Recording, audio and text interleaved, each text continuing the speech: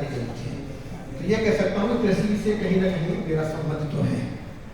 लेकिन कृषि को लेकर जिस तरह की ये कार्यशाला आयोजित की गई है पर्यटन विभाग के साथ निश्चित रूप से सराहनीय है। और जैसा कि मैंने अभी अंकित ने जो भेजा था प्रेस नोट, उसमें देखा था कि शायद फूड को लेकर के भी कुछ यहाँ पर करने वाले हैं आप। तो निश्चित रूप से पर्यटन के दृष्टिकोण से जिस तरह से आपने जो तालमेल, हालांकि सुनने बड़ा अजीब सा लगता था कि कृषि और पर्यटन ये दोनों ही अलग अलग विभाग हैं,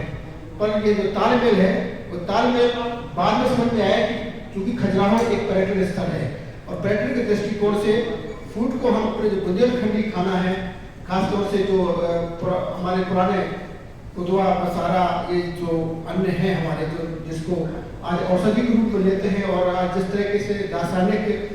जो उत्पादन है उनको हम अवॉइड कर रहे हैं और जैविक खेती की तरफ हमारा रुझान जा रहा है। तो निश्चित रूप से पर्यटन के दृष्टिकोण से हम अगर उस चीज़ को आगे लाएं, हमारे बुंदेली व्यंजन है, अगर हमको हम पर्यटन के दृष्टिकोण से लाते हैं, खासतौर से यहाँ पर जो होटेलियर बैठे हैं, तो उससे न सिर्फ हमारे पर्यटन को बढ़ावा मिलेगा, पर्यटन के दृष्टिकोण से लाभप्रद होगा, बल्कि कृषि के हिसाब से बड़ा लाभप्रद साबित होगा। हालांकि कई बार हमने देखा है, क्योंकि हम खजुराहो में रहते हैं, पत्रकारिता से जुड़े हैं, तो ऐसे कई सम्मेलन अक्सर ही होते रहते हैं, तो बातें ज़्यादा होती हैं, काम कम होता है। लेकिन मेरा निवेदन ये होगा कि चूंकि यहाँ पर जिम्मेदार अधिकारी भी बैठे हैं, तो आज जो यहाँ पर निर्णय लिए जाते हैं या जो भी बातें हुई हैं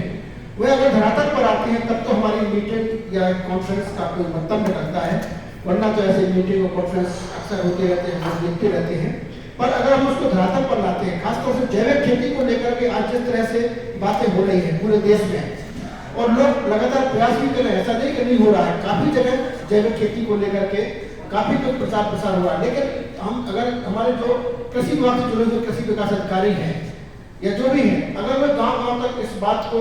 बढ़ावा दें और शासन की तरफ से कई तरीके से इससे हमारे ख्याल में सब्सिडी भी मिलती है अगर आप जैविक खेती करते हैं, तो इन सब चीज़ों को अगर बताएं तो निश्चित रूप से किसान भी आकर्षित होंगे। जैविक खेती की तरफ अगर हम जाते हैं तो कई तरह की बीमारियों से भी हमें छुटकारा मिलेगा। हम निश्चित रूप से आज की इस कार्यशाला से कुछ ना कुछ रिजल्ट ऐसा निकालें जिससे हमारा यहाँ आना सार्थक हो। इन्हीं शब्दों के साथ मैं अपनी वाणी को बना देता हूँ। जय हिंद, जय भारत।